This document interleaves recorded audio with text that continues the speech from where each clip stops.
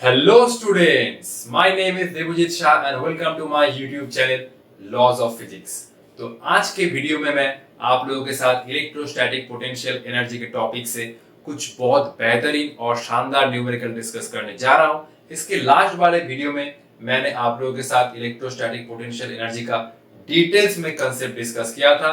मैं description box में last video का लिंक दे दूंगा, आप लोग एक बार जरूर देख लेना। आज के वीडियो में मैं थोड़ा न्यूमेरिकल्स का लेवल इंक्रीज करने जा रहा हूं। आज के वीडियो में हम लोग कंजर्वेशन ऑफ मैकेनिकल एनर्जी और इलेक्ट्रोस्टैटिक पोटेंशियल एनर्जी इन दोनों कंसेप्ट को मिला के न्यूमेरिकल स्टार्ट करने जा रहे हैं। वीडियो के पहले में ही सारा फॉर्मूला मैं एनालाइज कर दूंगा, सिर्फ आप लोग मुझे सपोर्ट करते रहिए। तो बिना टाइम वेस्ट किए आज का जर्नी स्टार्ट करते हैं। तो कोई एक पॉइंट चार्ज की वजह से पोटेंशियल का क्या फॉर्मूला होता है और क्या बेसिक कंसेप्ट होता है, ये तो मैंने एकदम पहले वीडियो में डिस्कस किया था, लेकिन आज के न्यूमेरिकल्स में मुझे वो सारा कंसेप्ट चाहिए, इसलिए मैंने फिर से ये सारा फॉर्मूला आप लोगों के लिए लिखा है। ठीक है, तो आइए समझते हैं। ये एक पॉइंट चार्ज है Q1, r डिस्टेंस पर, P एक पॉइंट है, P पॉइंट पर पोटेंशियल क्या होगा, ये तो सिंपल होता है KQ1/r। ठीक है, लेकिन इसका कंसेप्ट क्या था, तो Q1 पॉइंट चार्ज की वजह से P पॉइंट पर पोटेंशियल का क्या कॉन्सेप्ट था।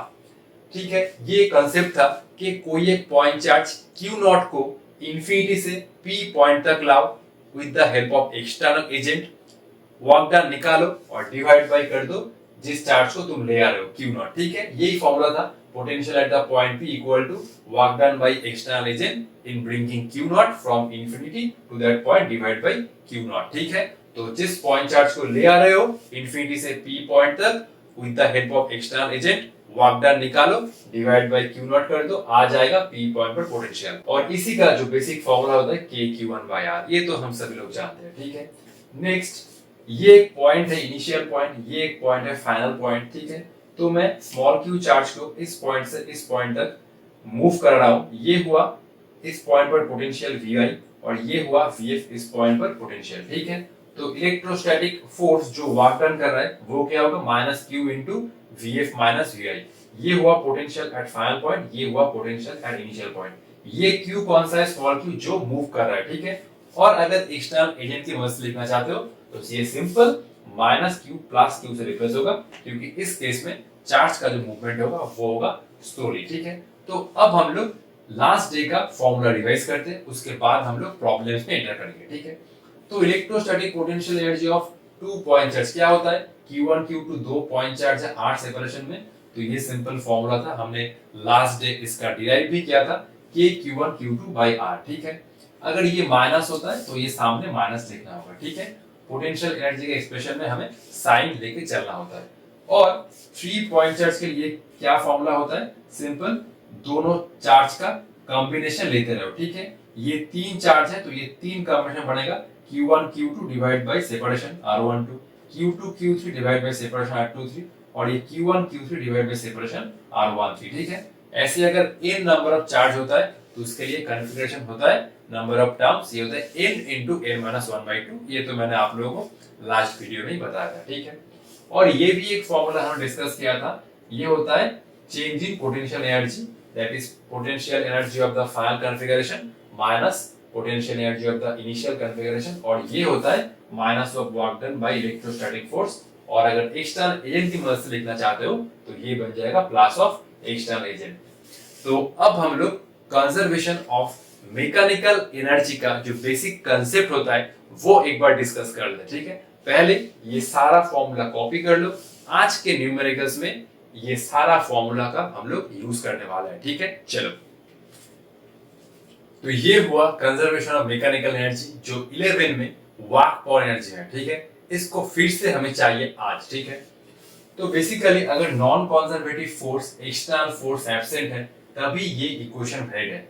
जो Ki क्या है, इनिशियल काइनेटिक एनर्जी, Ui क्या है, इनिशियल पोटेंशियल एनर्जी, Kf क्या है, फाइनल काइनेटिक एनर्जी, और Uf क्या है, फाइनल पोटेंशियल एनर्जी। ठीक है, ये इक्वेशन तभी वैलिड है जब ये दोनों फोर्स एब्सेंट है। ठीक है, तो पहले इसको कॉपी कर लो, नेक्स्ट हम लोग प्रॉब्लम स्टार्ट करने जा रहे हैं। ठीक है, पहला ही प्रॉब्लम बहुत शानदार है। ठीक है, तो ये हुआ आज का हमारा पहला क्वेश्चन। क्वेश्चन देख के घबराना नहीं है, क्वेश्चन स्टार्ट होने से पहले जो जो कंसेप्ट चाहिए होगा मैं आप लोगों के साथ डिटेल्स में डिस्कस करूंगा।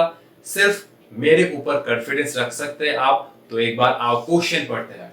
Hydrogen ion and singly ionised helium atom are accelerate from rest through the same potential difference. ठीक है, दोनों चार्ज पार्टिकल को हम लोग रेस्ट से एक्सेलरेट कर रहे हैं और दोनों में ही हम लोग सेम पोटेंशियल डिफरेंस के थ्रू एक्सेलरेट कर रहे हैं। ठीक है, तो बेसिकली कोई एक चार्ज पार्टिकल को तुम अगर भी पोटेंशियल डिफरेंस के थ्रू एक्सेलरेट करते हो तो क्या होता है, चार्ज पार्टिकल का स्पीड बढ़ता है, मतलब काइनेटिक एनर्जी बढ़ता है। ठीक है, अब उसका स्पीड क्या होगा वो हम लोग कंजर्वेशन ऑफ एनर्जी से निकालेंगे। ठीक है, एक्चुअली इसका क्वेश्चन क्या है, पहले इसको पढ़ लो। ठीक है, the ratio of final speeds of hydrogen and helium ion is close to. तो बेसिकली हमें ये निकालना होगा कि दोनों चार्ज पार्टिकल जब इस पोटेंशियल डिफरेंस के थ्रू मूव कर रहा है तो फाइनली इन दोनों का स्पीड का रेशियो निकालना है। ठीक है, ये प्रॉब्लम के लिए पहले तो तुम्हें हाइड्रोजन आयन और सिंगली आयोनाइज्ड हीलियम एटॉम का मास के बारे में पता होना चाहिए। और ये कोई एक चार्ज पार्टिकल है तो अगर वो पोटेंशियल डिफरेंस के थ्रू मूव कर रहा है तो उसका फाइनल स्पीड क्या होगा, मतलब फाइनल स्पीड कौन कौन से पैरामीटर ऊपर डिपेंड कर रहा है ये भी आना चाहिए। ठीक है, तो एक बार आओ इसको स्टार्ट करते हैं। ठीक है, पहले तो हमें ये v का एक्सप्रेशन चाहिए कि जब वो पार्टिकल उस पोटेंशियल डिफरेंस से निकला तो उसका स्पीड कौन कौन से पैरामीटर ऊपर डिपेंड कर रहा है। ठीक है, तो मान लो ये हुआ एक पोटेंशियल डिफरेंस। ठीक है, ठीक है, मान लो ठीक है, ये हुआ पोटेंशियल डिफरेंस। एक चार्ज पार्टिकल को हम लोग रेस्ट से एक्सेलरेट कर रहे हैं। ठीक है, तो ये हुआ इलेक्ट्रिक फील्ड। ठीक है, ये हुआ इलेक्ट्रिक फील्ड। ठीक है, इलेक्ट्रिक फील्ड के थ्रू ऑब्वियसली इलेक्ट्रिक फील्ड है इस रीजन में, ऑब्वियसली इसका क्या होगा, इसके ऊपर एक्सेलरेशन अप्लाई होगा और उसके कारण इसका जो स्पीड है वो बढ़ता ही जाएगा। ठीक है, तो ये हुआ इनिशियली कोई एक चार्ज पार्टिकल Q। ठीक है, इसका जो स्पीड है इनिशियली वो तो 0 है। ठीक है, ये हुआ U इक्वल टू 0 और फाइनली जब ये पार्टिकल इस पॉइंट से निकला इस प्लेट के बाहर तो इसका स्पीड हो गया v। ठीक है, अब चलो निकालते हैं इस v का एक्सप्रेशन क्या है। ठीक है, तो यहाँ पर तो सिर्फ कंजर्वेटिव फोर्स मतलब इलेक्ट्रोस्टैटिक फोर्स ही प्रेजेंट है, नॉन कंजर्वेटिव फोर्स एब्सेंट है और एक्सटर्नल फोर्स भी एब्सेंट है। तो हम लोग कंजर्वेशन ऑफ एनर्जी अप्लाई कर सकते हैं। ठीक है, तो ये चार्ज पार्टिकल पहले रेस्ट में था, जब ये चार्ज पार्टिकल इस इलेक्ट्रिक फील्ड से निकला तो इसका स्पीड बढ़ते बढ़ते ये हुआ v निकालना है। ठीक है, तो ये हुआ ki plus ui equal to kf plus ये हुआ uf। ठीक है, पहले चार्ज पार्टिकल इनिशियल रेस्ट में था तो इसका काइनेटिक एनर्जी हो जाएगा 0। ठीक है, अब देखो चार्ज पार्टिकल को जब हमने इस इलेक्ट्रिक फील्ड में छोड़ा तो इसका जो पोटेंशियल एनर्जी होगा वो होगा q इंटू v। ठीक है, q इंटू v, v है बेसिकली v है बेसिकली ये हुआ पोटेंशियल डिफरेंस। ठीक है, ये पॉइंट और ये पॉइंट के बीच में v हुआ पोटेंशियल डिफरेंस। तो चार्ज पार्टिकल के पास जो इनिशियल पोटेंशियल एनर्जी होगा वो होगा q इंटू v। v क्या है, पोटेंशियल डिफरेंस। ठीक है, और इसका जो फाइनल काइनेटिक एनर्जी होगा वो होगा half into v, half M v square. ठीक है, ये है स्पीड और ये है इन दोनों पॉइंट के बीच में पोटेंशियल डिफरेंस। ठीक है, और फाइनली जब चार्ज पार्टिकल इस पॉइंट से बाहर आ जाएगा तो इसका कोई भी पोटेंशियल एनर्जी नहीं होगा। ठीक है, तो ये हुआ बेसिकली एक्सप्रेशन और ये हुआ q इंटू वी और ये हुआ half into M into V square. ठीक है, तो 2 से मल्टीप्लाई करो, ये हुआ M V square equal to 2qv। ठीक है, मैंने 2 से मल्टीप्लाई किया और ये टर्म को मैं लेफ्ट साइड में लाया और ये टर्म को मैं राइट साइड में लाया। ठीक है, तो ये हुआ m इंटू वी स्क्वायर और ये हुआ ट्वाइस q इंटू वी। ठीक है, सो ये बना V square equal to 2 small q, ये हुआ v बाई a, तो v बना ये हुआ root 2q v by m। ठीक है, ये हुआ root 2q v by m। ठीक है, तो जब ये पार्टिकल प्लेट से निकला इसका जो स्पीड v है वो बेसिकली ये एक्सप्रेशन फॉलो कर रहा है। ठीक है, under root 2q v by m। ठीक है, अब देख सकते हो कि ये जो चार्ज पार्टिकल का वेलोसिटी है वो किसके साथ प्रोपोर्शनल है, एक्चुअली v q के साथ प्रोपोर्शनल है, ऐसे प्रोपोर्शनल है। देखो ठीक है, v बेसिकली प्रोपोर्शनल है अंडर रूट q। ठीक है, ठीक है, नेक्स्ट इसके बाद v जो प्रोपोर्शनल है। ठीक है, नेक्स्ट इसके बाद v जो प्रोपोर्शनल है स्पीड वो बेसिकली अंडर रूट v के साथ प्रोपोर्शनल है जो है पोटेंशियल डिफरेंस, और v 1 by under root m के साथ प्रोपोर्शनल है। ठीक है, बेसिकली देखो ये क्वेश्चन में दोनों ही charge particle same potential difference के थ्रू एक्सेलरेट कर रहा है, ठीक है। तो बेसिकली मैं बोल सकता हूँ कि v तो कांस्टेंट होगा दोनों चार्ज पार्टिकल के लिए, तो मैं इस एक्सप्रेशन से लिख सकता हूँ, तो स्पीड बेसिकली ये हो रहा है under root Q by M, ठीक है। तो दोनों चार्ज पार्टिकल के लिए पहले ये क्यू बाई एम का रेशियो निकालना होगा, ठीक है। तो आओ एक एक चार्ज पार्टिकल को पकड़ो और इसका चार्ज एनालाइज करो, ठीक है। ये velocity under root Q by M के साथ प्रोपोर्शनल है, ठीक है। तो ये हुआ हाइड्रोजन एटॉम, ठीक है। हाइड्रोजन एटॉम का सिंबल क्या है, ये हुआ 1H1। अगर इससे एक इलेक्ट्रॉन चला जाए तो ये बन जाएगा H+, ठीक है। और ये हुआ हीलियम एटॉम, ठीक है। हीलियम एटॉम का सिंबल क्या है, 2He4। अगर इससे एक इलेक्ट्रॉन चला जाए तो ये बन जाएगा सिंगली आयोनाइज्ड हीलियम एटॉम, ठीक है। अब इसका मास क्या है और इसका चार्ज क्या है, देखो इसका जो चार्ज है वो क्या होगा, इससे एक इलेक्ट्रॉन चला गया तो इसका चार्ज होगा E, इससे भी एक इलेक्ट्रॉन चला गया इसका चार्ज होगा E, ठीक है। अब हमें इन दोनों चार्ज पार्टिकल का मास एनालाइज करना है। मास के लिए तुम क्या कंसेप्ट यूज कर सकते हो, मास के लिए ये कंसेप्ट यूज करना होगा कि न्यूक्लियस में कितना प्रोटॉन और कितना न्यूट्रॉन है। हाइड्रोजन एटॉम में तो एक प्रोटॉन और एक इलेक्ट्रॉन होता है, न्यूट्रॉन तो नहीं होता है। अब जब हाइड्रोजन एटॉम से हाइड्रोजन आयन बना, एक इलेक्ट्रॉन तो गया, तो न्यूक्लियस में कितना प्रोटॉन बचा, एक प्रोटॉन। तो इसका सिंपल मास हो जाएगा मास ऑफ प्रोटॉन, क्योंकि हाइड्रोजन आयन के न्यूक्लियस में एक ही प्रोटॉन है। अब देखो हीलियम एटॉम में क्या है, हीलियम एटॉम में होता है बेसिकली ये 2 प्रोटॉन 2 न्यूट्रॉन, ठीक है। और न्यूक्लियस के बाहर कितना होता है इलेक्ट्रॉन, ये होता है 2 इलेक्ट्रॉन, ठीक है। अब जब ये हीलियम एटॉम से सिंगली आयोनाइज्ड हीलियम एटॉम बना, न्यूक्लियस के ऊपर तो कोई इफेक्ट नहीं हुआ, ठीक है। तो बेसिकली न्यूक्लियस के अंदर तो सेम ही रहेगा, 2 प्रोटॉन 2 न्यूट्रॉन, और इसके बाहर एक इलेक्ट्रॉन रहेगा क्योंकि एक इलेक्ट्रॉन तो चला गया, ठीक है। तो इसका जो मास होगा वो होगा न्यूक्लियस के अंदर जो प्रोटॉन और न्यूट्रॉन है उसका टोटल मास, ठीक है। तो हीलियम आयन में टोटल है 2 प्रोटॉन और 2 न्यूट्रॉन, और ये तो हम लोग जानते हैं प्रोटॉन और न्यूट्रॉन का मास ऑलमोस्ट सेम होता है। तो इसीलिए हीलियम जो सिंगली आयोनाइज्ड हीलियम एटॉम है, ठीक है, उसका मास हो जाएगा 4 into mp, ठीक है। क्योंकि जब हीलियम एटॉम से हीलियम आयन बना, न्यूक्लियस के ऊपर कोई इफेक्ट नहीं हुआ, तो प्रोटॉन और न्यूट्रॉन का मास तो सेम है, इसीलिए ये जो आयन है इसका मास हो जाएगा 4 times of mp, ठीक है। अब मुझे ये स्पीड एनालाइज करना होगा, ठीक है।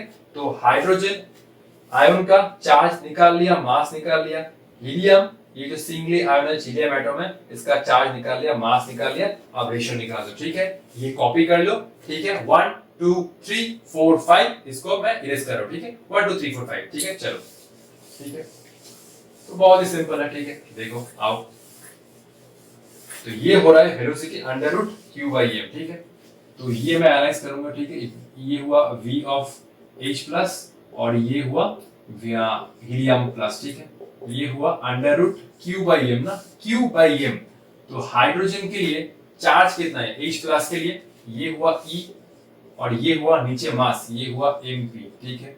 और सिंगली आयोनाइज्ड हीलियम एटॉम के लिए चार्ज कितना है, Q कितना बना, Q है E, ठीक है। और इसका जो मास बना ये हुआ 4 mp, ठीक है। ये रूटी रूटी गया, ये mp mp गया, ठीक है। तो ये हुआ 1 into ये हुआ √4, ठीक है। √4 तो ऊपर चला गया, ये हुआ 2, ठीक है। तो ये रेशियो बना ऑप्शन नंबर ए 2:1। तो इस प्रॉब्लम को सॉल्व करने के लिए इतना सारा एनालाइज करना पड़ा हमें, ठीक है। अगर आप लोग ये सब कंसेप्ट जानते हैं तो चुटकी में, ठीक है, ये वाला एक्सप्रेशन से आप लोग निकाल सकते हैं, ठीक है। स्पीड हो जाएगा अंडर रूट 2qm/v, ठीक है। लेकिन मैं तो चल रहा हूं एकदम बेसिक से, हर एक स्टूडेंट इसको सॉल्व कर पाए ऐसे मैं चल रहा हूं। तो पहले इसको कॉपी कर लो, नेक्स्ट हम लोग प्रॉब्लम नंबर 2 डिस्कस करेंगे, ठीक है। चलो, तो ये भी एक जबरदस्त प्रॉब्लम है, ठीक है। क्वेश्चन क्या कह रहा है पहले सुन लो, मैं डिस्कस कर दूंगा, ठीक है। A charged particle small q is shot towards another charged particle capital Q which is fixed with speed v, ठीक है। तो ये है एक स्मॉल q चार्ज और इसको v स्पीड के साथ फेंका है, और ये है एक कैपिटल Q चार्ज, ये रेस्ट पे है, ठीक है। ये क्वेश्चन, ये फर्स्ट लाइन कह रहा है it approaches up to a closest distance r and then returns, ठीक है। ये जो चार्ज पार्टिकल है इस पॉइंट तक गया और ये फिर से ऑपोजिट डायरेक्शन में मूव कर गया, ठीक है। ये जो डिस्टेंस हुआ स्मॉल आर, इसी को इस क्वेश्चन में कह रहे हैं क्लोजेस्ट डिस्टेंस ऑफ अप्रोच, ठीक है। पहले सुन लो, डिस्कस कर दूंगा, ठीक है। if q was given with if q was given speed 2v, अगर ये स्पीड v ना होकर 2v हुआ, देन ये r का वैल्यू क्या होगा, ठीक है। Small r 2r r/2 r/4। पहले तो हमें ये एनालाइज करना होगा कि आखिर ये जो क्लोजेस्ट डिस्टेंस है, मतलब इसका एक्चुअली नाम है डिस्टेंस ऑफ क्लोजेस्ट अप्रोच, ठीक है। ये चार्ज पार्टिकल कितना मिनिमम डिस्टेंस तक जा सकता है, ये हम लोग एनालाइज करेंगे बेसिकली न्यूक्लियर फिजिक्स में, ठीक है। इसका नाम है actually distance of closed approach, और इसका कंसेप्ट क्या होता है ये एक बार बहुत ध्यान से सुन लो, ठीक है। सपोज देखो, पहला ये क्वेश्चन है, ये जो चार्ज पार्टिकल v स्पीड के साथ आगे जा रहा है, इसका जो पाथ है वो फिर से क्यों वापस आ रहा है। क्वेश्चन में यही बोला है, it approaches up to a closest distance r and then returns. तो बेसिकली क्या हो रहा है एक बार ध्यान से सुन लो, ठीक है। तो चार्ज पार्टिकल v स्पीड के साथ आगे जा रहा है, ये जितना आगे जा रहा है ये चार्ज पार्टिकल कैपिटल Q, ठीक है, इसके ऊपर ऑपोजिट डायरेक्शन में उतना ज्यादा रिपल्सिव फोर्स अप्लाई कर रहा है, ठीक है। क्योंकि ये है रिपल्सिव फोर्स का डायरेक्शन, ये भी पॉजिटिव ये भी पॉजिटिव। तो बेसिकली ये जितना आगे जा रहा है ये कैपिटल Q इसके ऊपर उतना ज्यादा रिपल्सिव फोर्स अप्लाई कर रहा है। रिपल्सिव फोर्स मतलब कूलॉम फोर्स, ये हो जाएगा F प्रोपोर्शनल टू 1/r²। तो इन दोनों के बीच में जितना डिस्टेंस कम होगा उतना ही ज्यादा रिपल्सिव फोर्स होगा, और ये हाई रिपल्सिव फोर्स होने के कारण इसका जो स्पीड है वो घटते घटते एक टाइम पर जीरो होगा, मतलब काइनेटिक एनर्जी जीरो होगा। तो इस पॉइंट पर आके इसका जो स्पीड है वो जीरो हो जाएगा, ठीक है, इस पॉइंट पर। और ये क्या होगा, ये सडनली रुक जाएगा और ये हाईली रिपल्सिव फोर्स के कारण वापस ऑपोजिट डायरेक्शन में बैक कर जाएगा, ठीक है। तो ये जो चार्ज पार्टिकल इसके मिनिमम डिस्टेंस तक पहुंचा, ठीक है, ये वाला हुआ डिस्टेंस ऑफ क्लोजेस्ट अप्रोच। तो यही कंसेप्ट है, ठीक है। तो basically distance of closest approach में होता क्या है, एक्चुअली इनिशियली इस चार्ज पार्टिकल के पास जो टोटल एनर्जी है वो है काइनेटिक एनर्जी, ठीक है। जब ये पार्टिकल सामने जा रहा है तो ये चार्ज रिपेल कर रहा है, तो रिपल्सिव फोर्स के कारण इसका जो काइनेटिक एनर्जी है वो घट रहा है। और कौन सी एनर्जी बढ़ रहा है, देखो u क्या होता है, u प्रोपोर्शनल टू 1/r होता है, q1 q2/r। तो ये जितना सामने जा रहा है इसका काइनेटिक एनर्जी घट रहा है ड्यू टू रिपल्सिव फोर्स, और इन दोनों चार्ज पार्टिकल के बीच में एक्चुअली ये वाला पोटेंशियल एनर्जी बढ़ रहा है, क्योंकि r घट रहा है तो पोटेंशियल एनर्जी बढ़ रहा है। तो क्या होगा, धीरे धीरे एक टाइम पर, मतलब इस पॉइंट पर इस चार्ज के पास जितना काइनेटिक एनर्जी था वो इलेक्ट्रोस्टैटिक पोटेंशियल एनर्जी में कन्वर्ट हो जाएगा धीरे धीरे, ठीक है। इनिशियली इसके पास क्या था, काइनेटिक एनर्जी, जितना सामने जा रहा है काइनेटिक एनर्जी घट रहा है, तो काइनेटिक एनर्जी घट रहा है और पोटेंशियल एनर्जी इंक्रीज कर रहा है, क्योंकि पोटेंशियल एनर्जी होता है U equal to Q1 Q2/r। r घट रहा है तो U बढ़ रहा है, ठीक है। सामने जा रहा है काइनेटिक एनर्जी घट रहा है और पोटेंशियल एनर्जी बढ़ रहा है। इस पॉइंट पे क्या हो रहा है, इस पॉइंट पे स्पीड जीरो हो रहा है और total kinetic energy electrostatic potential energy में कन्वर्ट हो रहा है, ठीक है। और ये हुआ डिस्टेंस ऑफ क्लोज्ड अप्रोच, ठीक है। अगर इससे एक क्वेश्चन हम लोग सोच सकते हैं कि सर अगर इस चार्ज पार्टिकल के पास और ज्यादा स्पीड हुआ तो ये क्या और सामने जा सकता है। ऑब्वियसली अगर इसका स्पीड v से अगर ज्यादा होता है तो ऑब्वियसली ये और सामने जाएगा, फिर से वापस आ जाएगा, ठीक है। ऐसा क्यों हो रहा है, क्योंकि ये वाला जो चार्ज पार्टिकल है उसका मास भी ज्यादा है और इसका चार्ज भी ज्यादा है, ठीक है। तो स्पीड जितना ज्यादा होगा ये उतना सामने जाएगा और फिर से वापस आ जाएगा, ठीक है। तो यही क्वेश्चन ने पूछा है कि if q was given a speed 2v, अगर इसका स्पीड हमने 2v कर दिया तो क्लोजेस्ट डिस्टेंस ऑफ अप्रोच क्या होगा। ऑब्वियसली इसका स्पीड तुम ज्यादा कर दोगे तो ये और सामने तक जाएगा फिर वापस आ जाएगा, और सामने तक गया मतलब चार्ज पार्टिकल मान लो कि 2v स्पीड के साथ इस पॉइंट पर पहुंचा तो ये बन जाएगा डिस्टेंस ऑफ क्लोज्ड अप्रोच। तो तुम ऑप्शन से पर चेक कर सकते हो, अगर v स्पीड के साथ ये हुआ distance of closed approach, 2v के साथ ये और सामने जाएगा, ये इस पॉइंट से बैक करेगा तो ये वाला हो जाएगा डिस्टेंस ऑफ क्लोज्ड अप्रोच। तो ये r से तो कम ही होगा, r/2 भी हो सकता है, r/4 भी हो सकता है, ये तो हमें एनालाइज करना होगा, ठीक है। तो simple conservation of mechanical energy use करो और हमें आंसर निकालना होगा, ठीक है। चलो ये इरेज कर रहा हूं, ठीक है। तो सारा कुछ बोल दिया, ठीक है। तो एक्चुअली इस पॉइंट पर क्या होगा, चार्ज पार्टिकल का टोटल एनर्जी पोटेंशियल एनर्जी में कन्वर्ट हो जाएगा। ठीक है, ये सब इरेज कर रहा हूं। ठीक है, चलो ठीक है।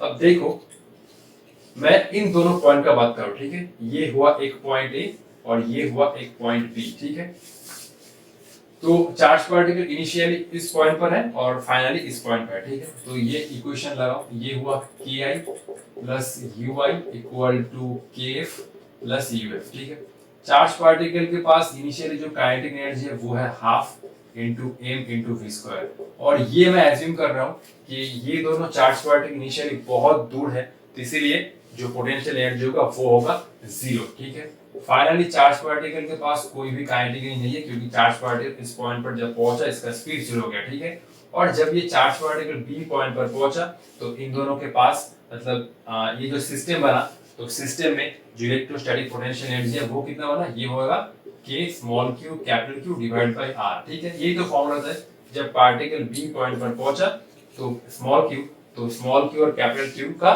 जो पोटेंशियल एनर्जी होगा वो होगा k small q capital Q by r। ये हुआ हाफ m v स्क्वायर, ये हुआ k small q capital Q by r। यही मैंने आप लोगों को बोला कि जितना पार्टिकल आगे जा रहा है इसका काइनेटिक एनर्जी घट रहा है और इसका पोटेंशियल एनर्जी बढ़ रहा है। ठीक है, इस पॉइंट पर total kinetic energy potential energy convert हो जाएगा। ठीक है, तो आप देखो। ठीक है, क्या निकालना है, मुझे r निकालना है ना, तो r को इधर लाओ। ठीक है, अच्छा 2 से मल्टीप्लाई करो। ठीक है, ये हुआ m इंटू वी स्क्वायर, ये हुआ twice k small q capital Q by r। ठीक है, r को इधर लाओ, तो ये हुआ r equal to twice k capital Q small q, ये हुआ m इंटू वी स्क्वायर। देखो इस क्वेश्चन में एक्चुअली ये डिस्टेंस ऑफ क्लोजेस्ट अप्रोच कैसे स्पीड के साथ वेरी करेगा वो पूछा है। ठीक है, तो सिंपल ये जो डिस्टेंस ऑफ क्लोजेस्ट अप्रोच है वो 1 बाई वी स्क्वायर के साथ प्रोपोर्शनल है। और इसको ऐसे भी समझ सकते हो कि वी स्क्वायर का इनवर्स प्रोपोर्शन है। ठीक है, तो देखो नेक्स्ट केस में मैं मान रहा हूं कि डिस्टेंस ऑफ क्लोज्ड अप्रोच ये हो जाएगा कितना, मान लो r प्राइम, और ये हो जाएगा 1 बाई 2v का होल स्क्वायर। ठीक है, तो ये हो रहा है कितना, ये हो रहा है 1 बाई 4v स्क्वायर। ठीक है, तो r प्राइम बन रहा है 1 बाई 4v स्क्वायर। ठीक है, r प्राइम क्या था, r प्राइम था, अच्छा ये था 1 बाई v स्क्वायर, मतलब ये देखो 1 बाई v स्क्वायर मतलब ये है r ना, तो ये हो जाएगा r by 4। 1 by v square मतलब r, तो r बाई 4 सिंपल प्रोपोर्शनलिटी पूछा है। ठीक है, 1 बाई वी स्क्वायर मतलब r, तो ये बना r prime equal to r by 4। तो अगर इसका जो स्पीड है वो 2 भी हुआ, ठीक है, तो ये वाला जो डिस्टेंस ऑफ क्लोज्ड अप्रोच है ये घट जाएगा। ठीक है, तो ये 8 से r बाई 4 हो जाएगा। ठीक है, इतना सब एनालाइज करना था। अगर तुम्हें ये सब कंसेप्ट पता है तो तुम 5 सेकंड के अंदर ये प्रॉब्लम कर सकते हो। ठीक है, इनिशियली सॉल्व करने में दिक्कत होगा, मैं मानता हूं, एडमिट करता हूं, लेकिन प्रैक्टिस करते करते तुम इजीली 5 सेकंड के अंदर इसका सॉल्यूशन निकाल सकते हो। कुछ भी नहीं है, तो बहुत सिंपल था। ठीक है, कॉपी कर लो, नेक्स्ट हम लोग प्रॉब्लम करेंगे। ठीक है, चलो, तो ये है नंबर 3 क्वेश्चन। एक्चुअली इस क्वेश्चन में डायग्राम नहीं है। ठीक है, तो प्रॉब्लम को धीरे धीरे पढ़ना होगा, खुद से डायग्राम बनाना होगा, उसके बाद ही सॉल्यूशन ढूंढना होगा। ठीक है, टफ नहीं है, सिर्फ एक बार क्वेश्चन पर के डायग्राम बना लो, उसके बाद सिंपल ही सिंपल है। ठीक है, सर आप तो सिंपल बोलेंगे, अरे नहीं सिंपल ही है। ठीक है, देखो in free space a particle A of charge 1 microcoulomb is held fixed at a point P. तो लाइन बाय लाइन पढ़ रहा हूं और डायग्राम ड्रॉ कर रहा हूं। ठीक है, तो ये हुआ एक पार्टिकल ए। ठीक है ना, ये हुआ एक पार्टिकल ए जिसका जो चार्ज है वो है कितना, 1 माइक्रोकूलम। ठीक है, और ये हुआ पॉइंट पी। ठीक है, ये हुआ point P. Another particle B of same charge, ठीक है, इसके पास भी सेम चार्ज है और मास कितना है 4 milligram, escaped at a distance of 1 millimetre from P। ठीक है, तो ये हुआ P से। ठीक है, ये हुआ और एक चार्ज पार्टिकल जिसके पास कितना है चार्ज, सेम चार्ज है। ठीक है, इसके पास भी सेम चार्ज है और इसका मास कितना है 4 मिलीग्राम। ठीक है, और ये है कितना, at a distance of 1 millimetre from P। ठीक है, तो ये हुआ 1 मिलीमीटर। ठीक है, ठीक है, चलो ये दोनों रुका हुआ है। ठीक है, इनिशियल जब B रिलीज कर दिया गया, if B is released then velocity at a distance of 9 millimetre from P। ठीक है, तो P से 9 मिलीमीटर ये हुआ फाइनल पॉइंट, ठीक है, ये हुआ फाइनल पॉइंट, ठीक है। तो ये हुआ टोटल 9 मिलीमीटर, ठीक है। अब देखो ये जो चार्ज पार्टिकल है ये जा क्यों रहा है, पहले तो ये एनालाइज करो। इसको अगर किसी ने पकड़ के रखा है, ठीक है, ऑब्वियसली ये चार्ज ये इसको रिपेल कर रहा है, तो अगर छोड़ दो तो क्या होगा, रिपल्सिव फोर्स के कारण ये दूर भागना स्टार्ट कर देगा, ठीक है। तो ये पॉइंट चार्ज के लिए ये हुआ इनिशियल पॉइंट, ठीक है। अच्छा बी तो चार्ज है, ठीक है, तो ये हुआ इनिशियल पॉइंट जो चार्ज मूव कर रहा है, ये हुआ इनिशियल पॉइंट और ये हुआ फाइनल पॉइंट, ठीक है। ये हुआ इनिशियल पॉइंट, ठीक है। एक चार्ज है बी, एक चार्ज है, बेसिकली बी चार्ज का इस पाथ में मूवमेंट हो रहा है, ठीक है। और पी पॉइंट से इसका जो इनिशियल डिस्टेंस है वो है 1 मिलीमीटर और पी पॉइंट से इसका जो फाइनल डिस्टेंस है वो है 9 मिलीमीटर, ठीक है। सिंपल, क्या करो, कंजर्वेशन ऑफ एनर्जी यूज करो और आंसर निकालो, ठीक है। एक बार वीडियो पॉज करके खुद से जरूर ट्राई करो, क्योंकि मैंने ऑलरेडी 2 क्वेश्चन तुम लोगों के साथ डिस्कस करके दिया है, ठीक है। ट्राई करो। तो 1 2 3 इसका जो आंसर आएगा वो कितना होगा, ये होगा ऑप्शन नंबर ए, ठीक है। देखो तो सिंपल, ये हुआ 1 मिलीमीटर ना, चलो यूज करते हैं। ये हुआ के यू आई प्लस के आई और ये हुआ यू एफ। अच्छा पहले ना एक काम करते हैं, पहले यू आई निकाल लेते हैं, ठीक है। तो पहले यू आई क्या होगा, ये हुआ के, ये हुआ Q1 Q2 बाई आर। इसका चार्ज कितना है, इसका चार्ज है 1 माइक्रोकूलम, तो ये हुआ 1 × 10⁻⁻⁶, ठीक है। इसका भी चार्ज है 1 माइक्रोकूलम, तो ये हुआ 10⁻⁻⁶ डिवाइड बाय ये हुआ 1 मिलीमीटर ना। 1 मिलीमीटर मतलब कितना होता है, 10⁻³ मीटर। फॉर्मूला क्या होता है, के Q1 Q2 बाई आर, तो 10⁻⁻⁶, 10⁻⁶, ये हुआ सेपरेशन 10⁻3, ठीक है। अच्छा चलो के का वैल्यू कितना है, के का वैल्यू है 1/4πε0, ठीक है। ये तो स्टैंडर्ड वैल्यू कितना होता है 9 × 10⁹, ठीक है। तो ये हो रहा है सिंपल, देखो ये हो रहा है 9 × 10⁹, ये हुआ 10⁻⁻12 और ये अगर ऊपर जाता है तो ये होता है 10⁻3, ठीक है। अब देखो ये तो चेक कर रहा हूँ, 9 × 10⁻12 ऊपर जाने से 3। अब देखो 9 + 3 कितना 12, ये 12 - 12 कैंसिल, तो ये हो रहा है सिंपल 9 जूल, ठीक है। अब के आई निकालो, के आई क्या है, इनिशियली चार्ज पार्टिकल रुका हुआ है, ये वाला चार्ज पार्टिकल, तो के आई 0 है, ठीक है। और फाइनली यूएफ कितना है, फाइनली यूएफ होगा कितना, के चार्ज तो सेम ही है 10⁻⁻6, 10⁻⁻6 डिवाइड बाय सेपरेशन कितना हो रहा है, separation is 9 millimetre. Finally charge particle इस पॉइंट पे आ रहा है, तो ये हुआ 9 × 10⁻⁻3, तो ये हुआ 9 × 10⁻⁹, ये हुआ 10⁻⁻12 और ये हुआ 10⁻³ ऊपर जा रहा है 10⁻³ डिवाइड बाय ये हो रहा है 9 ना। 9 से 9 गया 10⁻⁹, 3 12, ये तो सिंपल 1 आएगा, ठीक है, 0 मत कर देना, ठीक है।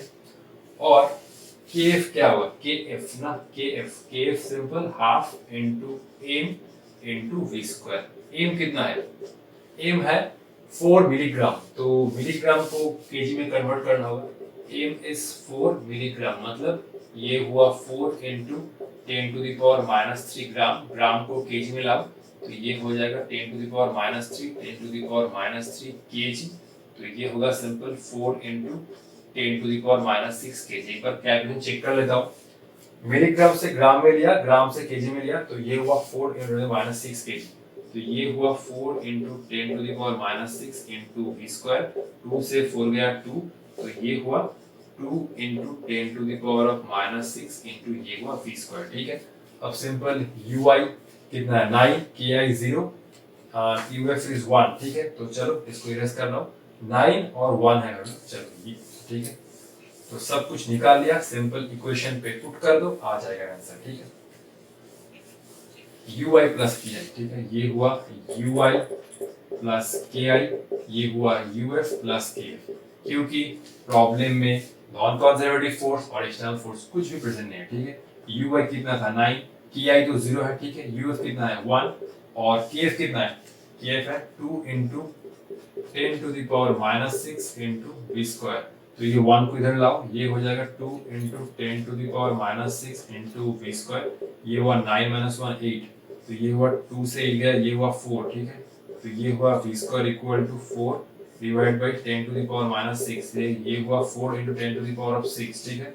तो v कितना होगा 2 into 10 to the power of 3 metre पर सेकेंड, ठीक है। बहुत ये तो काट दिया मैंने, अरे सर ये आपने क्या कर दिया, ये हुआ v equal to 2 into 10 to the power 3 metre पर सेकेंड, ठीक है। तो बहुत ही सिंपल था, सिंपल फॉर्मूला बेस्ड। तो ठीक है, आज के लिए इतना ही। नेक्स्ट वीडियो में हम लोग जेई मेंस का कुछ इंपॉर्टेंट प्रीवियस ईयर क्वेश्चन करेंगे, जो होगा सॉलिड स्फीयर और रिंग का प्रॉब्लम, ठीक है। एक बार मैं आप लोगों से रिक्वेस्ट करूंगा, आप लोग जरूर रिंग और सॉलिड स्फीयर का जो पोटेंशियल का फॉर्मूला होता है, आप लोग एक बार जरूर देख के आना, ठीक है। तब तक पढ़ाई करते रहो, ऑल द बेस्ट।